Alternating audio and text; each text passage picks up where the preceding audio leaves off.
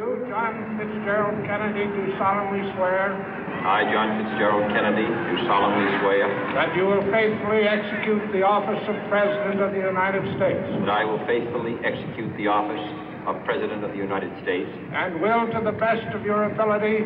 And will, to the best of my ability. Preserve, protect, and defend the Constitution of the United States. Preserve, protect, and defend the Constitution of the United States. So help you God. So help me God.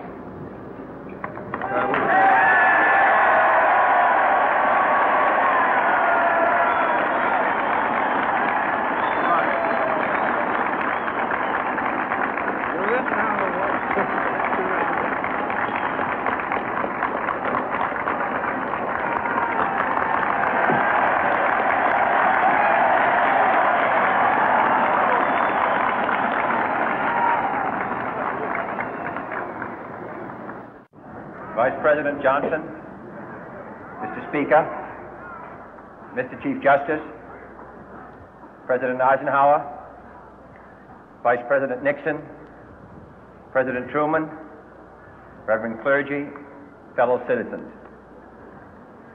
We observe today not a victory of party, but a celebration of freedom, symbolizing an end as well as a beginning, signifying renewal as well as change.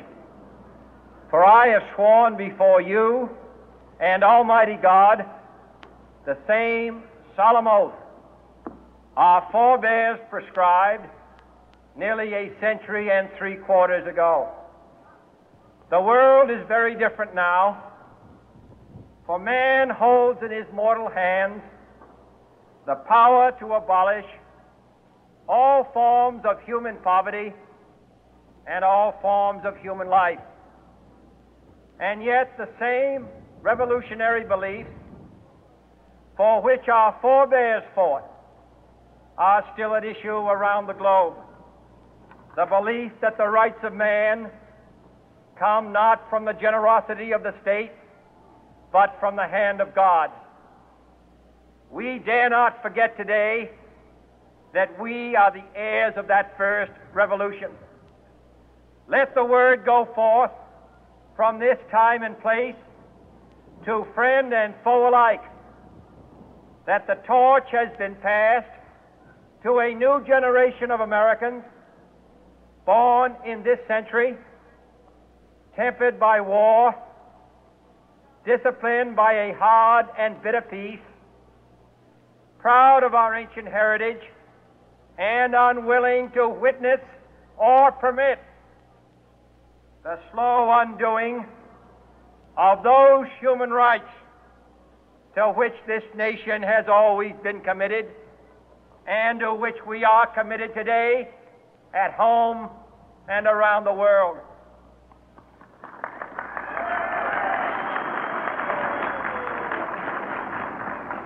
Let every nation know, whether it wishes us well or ill, that we shall pay any price, bear any burden, meet any hardship, support any friend, oppose any foe to assure the survival and the success of liberty.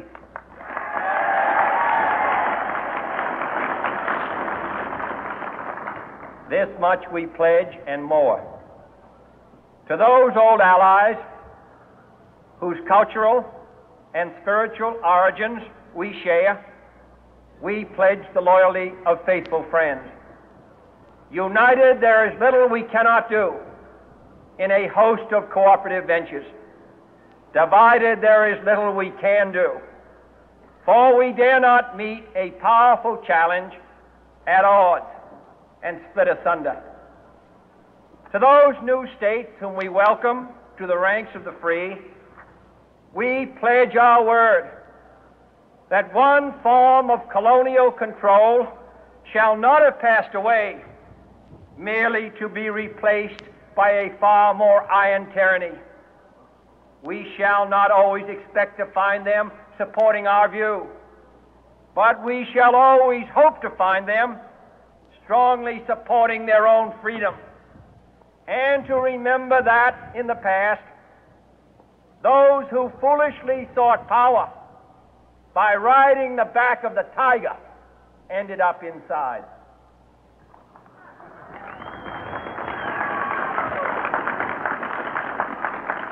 To those people in the huts and villages of half the globe struggling to break the bonds of mass misery, we pledge our best efforts to help them help themselves for whatever period is required, not because the communists may be doing it, not because we seek their votes, but because it is right. If a free society cannot help the many who are poor, it cannot save the few who are rich.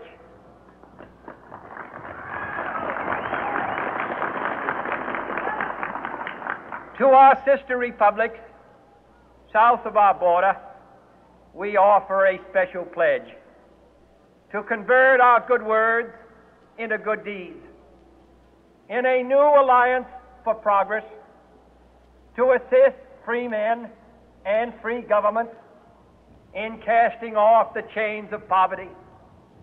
But this peaceful revolution of hope cannot become the prey of hostile powers. Let all our neighbors know that we shall join with them to oppose aggression or subversion anywhere in the Americas. And let every other power know that this hemisphere intends to remain the master of its own house.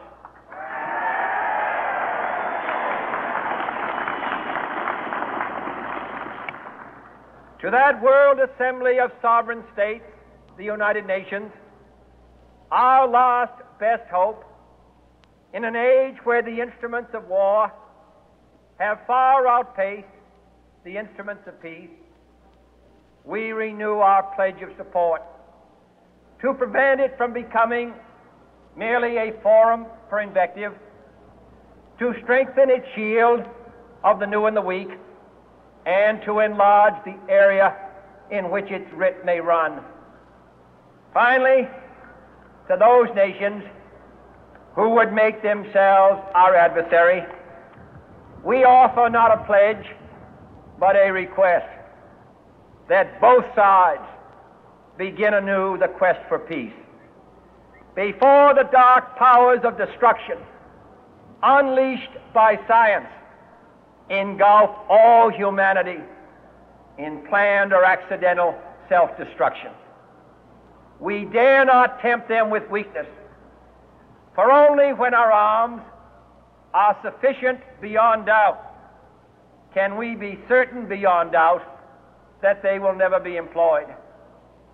But neither can two great and powerful groups of nations take comfort from our present course, both sides overburdened by the cost of modern weapons, both rightly alarmed by the steady spread of the deadly atom, yet both racing to alter that uncertain balance of terror that stays the hand of mankind's final war. So let us begin anew, remembering on both sides that civility is not a sign of weakness, and sincerity is always subject to proof. Let us never negotiate out of fear, but let us never fear to negotiate.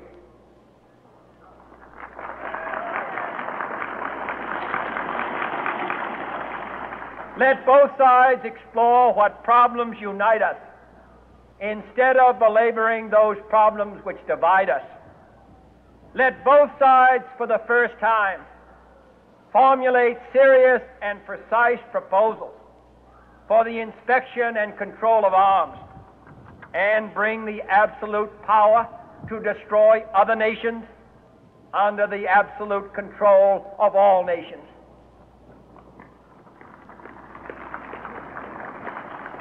Let both sides seek to invoke the wonders of science instead of its terrors.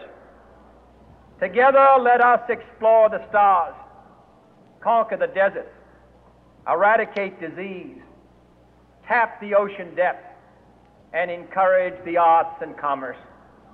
Let both sides unite to heed in all corners of the earth the command of Isaiah to undo the heavy burden and let the oppressed go free.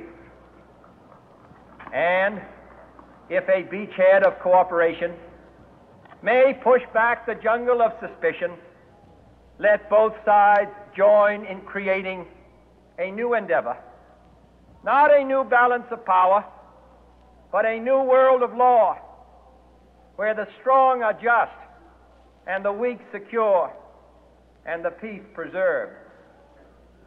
All this will not be finished in the first 100 days, nor will it be finished in the first 1,000 days, nor in the life of this administration, nor even perhaps in our lifetime on this planet. But let us begin.